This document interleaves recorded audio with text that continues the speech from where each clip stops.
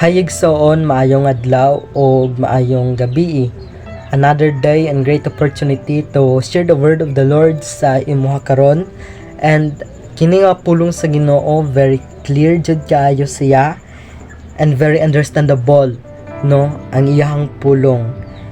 The reason nga nung nag-share ko sa pulong sa Ginoo, it because my purpose is to encourage and to remind you nga ang atong kinabuhi without God is meaningless dud kaya ning atong kinabuhi.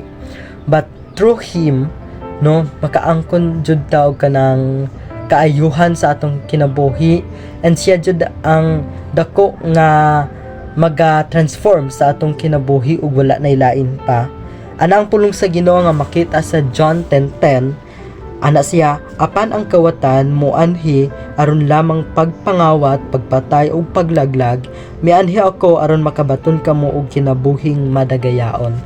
Mao ni ang purpose sa atong Ginoo, no?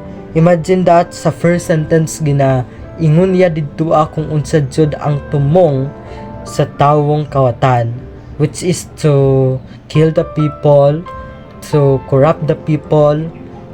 Mao ni ang kanang tumong sa kawatan no nga tawo.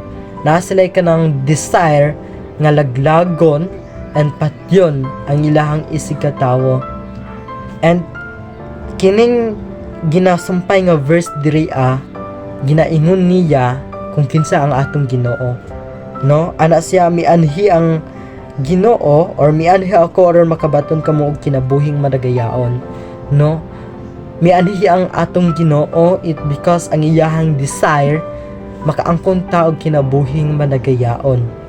It means gina-emphasize sa kini nga verses nga ang atong Ginoo siya ang labing kamahanan, naa sa iyaha ang gagunit sa awtoridad, and naa sa iyahang desisyon no nga luwason ta. But the question is, sa pagluwas sa Ginoo sa ato unsa man ang atong kanang pagabuhaton, no? Sa pagluwas sa Ginoo sa ato natay pagabuhaton, pero wala siya ga-base about sa atong good work, wala siya ga-base about sa no sa kanang pag-serve good bitaw nato sa Ginoo, but ang atong pagabuhaton is mao ang kanang pagpangayo kapasayloan sa iyaha and kanang paghinulsol sa atong mga sala. No, since giluwas ta sa Ginoo, nalang tay pagabuhaton, which is ang pagrepent sa atong kasalanan, maura to sa pagconfess sa atong mga sala.